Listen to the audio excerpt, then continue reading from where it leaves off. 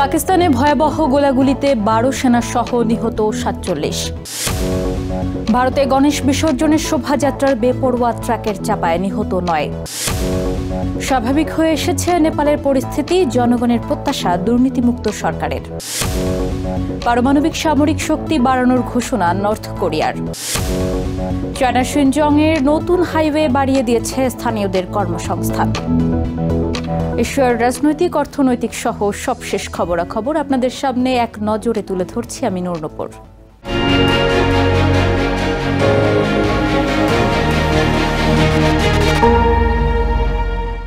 পাকিস্তানে দুটি পৃথক অভিযানে 12 সেনা সহ 47 জন নিহত হয়েছে। শনিবার এক বিবৃতিতে এই তথ্য জানিয়েছে পাকিস্তানের আন্তঃবাহিনী জনসংযোগ দপ্তর ISPR।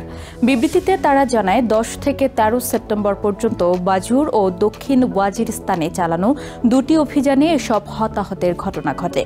অভিযান চলাকালে বিপুল অস্ত্র ও গোলাবারুদ উদ্ধার করা হয়েছে। নিহতরা ভারত সমর্থিত ফিতনা আল খাওয়ারিজ নামের গোষ্ঠীর সদস্য বলে জানায় ISPR। পাকিস্তানের খাইবার পাখতুনখোয়া প্রদেশে সন্ত্রাসবিরোধী অভিযানে অন্তত 35 জন সন্ত্রাসীকে হত্যা করেছে দেশটির সেনাবাহিনী।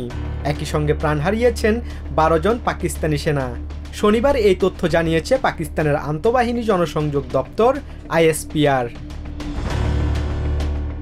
ISPR-এর বিবৃতিতে বলা হয় 10 থেকে 13 সেপ্টেম্বর পর্যন্ত দুটি পৃথক অভিযানে এই হতাহতের ঘটনা ঘটে। খাইবার পাখতুনখোয়ার বাজউর জেলায় গোয়েন্দা তথ্যের ভিত্তিতে পরিচালিত অভিযানে সেনারা সন্ত্রাসীদের আস্তানায় আঘাত হানে। দীর্ঘক্ষণ চলা গোলাগুলির পর নিহত হয় 22 জন সন্ত্রাসী।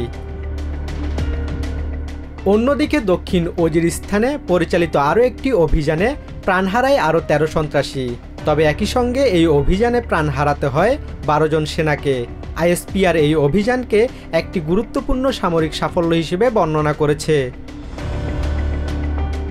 এক বিবৃতিতে পাকিস্তানের প্রধানমন্ত্রী শাহবাজ শরীফ সাহসী সেনা সদস্যদের প্রশংসা করেছেন। শহীদদের প্রতি শ্রদ্ধা এবং তাদের পরিবারের প্রতি গভীর সমবেদনা প্রকাশ করেছেন।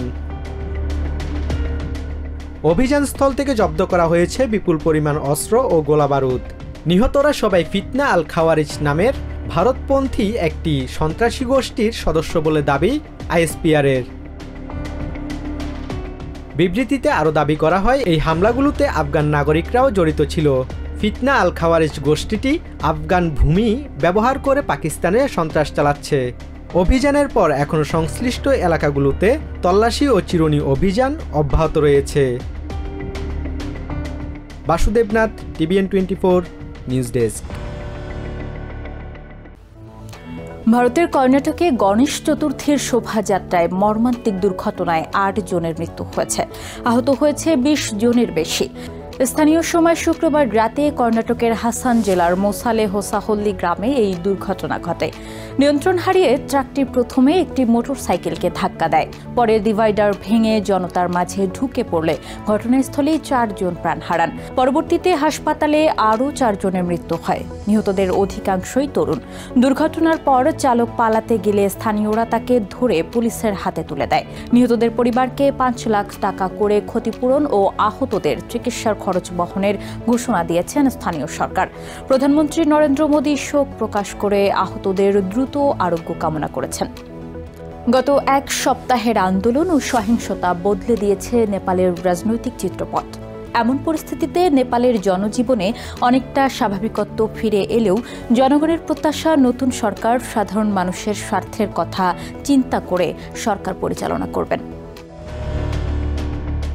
অন্তর্বর্তীকালীন সরকারের প্রধানমন্ত্রী হিসেবে শুক্রবার রাতে শপথ গ্রহণ করেছেন সাবেক বিচারপতি সুশীলা কার্কি। আর এরপরই আন্দোলনকারী ও সাধারণ মানুষের মাঝে স্বস্তি ফিরে এসেছে। এখনও অনেক স্থানে নিরাপত্তার স্বার্থে সেনা মোতায়েন রাখা হলেও ধীরে ধীরে স্বাভাবিক হতে শুরু করেছে নেপালের জনজীবন। কার্কি ঘোষণা দিয়েছেন আগামী 6 মাসের মধ্যেই তিনি জাতীয় সংসদ নির্বাচন আয়োজন করতে যাচ্ছেন। আন্দোলন ও সহিংসতায় সবচেয়ে বেশি ক্ষতিগ্রস্ত হয়েছে কাঠমান্ডু ও ললিতপুর। এসব স্থানে ধ্বংসাবশেষ সরিয়ে স্বাভাবিক চলাচল ও যার যার কর্মক্ষেত্রে কাজ করতে শুরু করেছে নেপালিরা। কাঠমান্ডুর বিভিন্ন বাজার, মার্কেট ও পর্যটন স্থানগুলোতে আবারও লোক সমাগম হতে শুরু করেছে। নতুন সরকার প্রধান হিসেবে সুশীলা কার্কির কাছে সাধারণের দাবি একটি সৎ ও দুর্নীতিমুক্ত সরকার গঠন করা। সংস্থানী রেগমি নামের এই সবজি বিক্রেতার একটাই চাওয়া, দেশটা যেন আরো উন্নত হয়। আমি চাই আমাদের দেশ আরো উন্নত হোক, সমৃদ্ধ হোক, সবাই যেন একটি সুন্দর জীবন পায় এবং ঐক্যবদ্ধভাবে থাকে। সব ভাই বোনরা একসাথে কাজ করে দেশকে এগিয়ে নিয়ে যেতে হবে আমাদের। দুর্নীতি বিরোধী হিসেবে বেশ জনপ্রিয় নেপালের নতুন প্রধানমন্ত্রী সুশীলা কার্কি, যে কারণে তার গঠিত সরকারের উপর বেশ আশাবাদী কাঠমান্ডুর বাসিন্দারা। রাজকুমার নামের এক বাসিন্দা জানান, সরকারের লক্ষ্য হওয়া উচিত সুশাসন নিশ্চিত করা। নতুন সরকারের উচিত দেশকে অন্যায় ও দুর্নীতি মুক্ত করা, মন্ত্রিসভার সদস্যদের নিয়ে একটি সরকার গঠন করা যারা নিজ নিজ ক্ষেত্রে বিশেষজ্ঞ, আইনজীবী, বিচারক, শিক্ষক, চিকিৎসক যাই হোক না কেন, প্রাথমিকভাবে শাসন ব্যবস্থার উন্নতি এবং শূন্য দুর্নীতি অর্জনের দিকেই সরকারের মনোনিবেশ করা উচিত। তাদের কাজের লক্ষ্য হওয়া উচিত সুশাসন। আমাদের এটাই প্রয়োজন। পুরনো সংসদ ভেঙে দিয়ে সুশীলাকে প্রধানমন্ত্রী করে নতুন সংসদ গঠন করা হয়েছে, যার অনুমোদন দিয়েছেন প্রেসিডেন্ট। আর তাই নতুন মন্ত্রিসভা গঠনের পাশাপাশি সংবিধানও সংশোধন করার দাবি জানান কাঠমান্ডু বাসিন্দা লীলা লুইতেল। সুশীলা কার্কির কাছ থেকে আমাদের প্রধান প্রত্যাশা হলো সংবিধান সংশোধন করা, রাষ্ট্রপ্রধানকে নির্বাহী করা এবং দুর্নীতি নির্মূল করা। অতীতে যারাই দুর্নীতির সাথে জড়িত ছিল, সে নেতা হোক বা কর্মী, তাদের সবার শাস্তি হওয়া উচিত। Nahid Sihan, TVN 24 news desk. North Korea পরমাণু ও প্রচলিত সামরিক শক্তি উভয়কেই এগিয়ে নিয়ে যাওয়ার পরিকল্পনা প্রকাশ করবে বলে জানিয়েছেন দেশটির সর্বোচ্চ নেতা কিম জং উন। শনিবার দেশটির রাষ্ট্রীয় সংবাদ মাধ্যমে KCNA এই তথ্য জানিয়েছে। সংবাদ মাধ্যমটি আরও জানায়, আসন্ন ওয়ার্কার্স পার্টির নবম কংগ্রেসে এই কর্মপন্থা উপস্থাপন করা হবে। সপ্তাহ জুড়ে কিম অস্ত্র গবেষণা কেন্দ্র পরিদর্শন করেন এবং শুক্রবার স্নাইপার ইউনিটের মহড়া তদারকি করেন। কিমের এই সামরিক তৎপরতা সাম্প্রতিক বেইজিং সফরের পরপরই দেখা গেল, যেখানে তিনি চায়নার প্রেসিডেন্ট শি জিনপিং ও রাশিয়ার প্রেসিডেন্ট ভ্লাদিমির পুতিনের সঙ্গে সাক্ষাৎ করেছেন।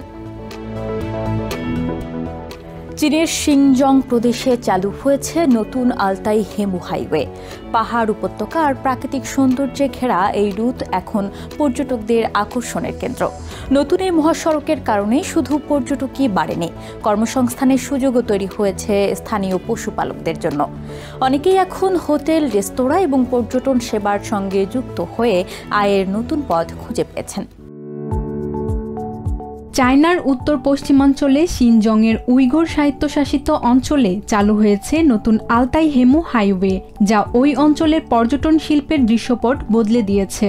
গত জুনে চালু হওয়া এই মহাসড়কটি খুলে দিয়েছে প্রকৃতির অপার সৌন্দর্য উপভোগের সুযোগ, পাশাপাশি অঞ্চলটির স্থানীয় মানুষের জীবিকায় এনেছে ইতিবাচক পরিবর্তন। মহাসড়কটির দৈর্ঘ্য 209 কিলোমিটার। যেসব পর্যটকরা শিনজংয়ের পাহাড়, উপত্যকা এবং সবুজ তৃণভূমির সৌন্দর্য উপভোগ করতে চান, তাদের কাছে জনপ্রিয় হয়ে উঠেছে এই অপরূপ রাস্তাটি।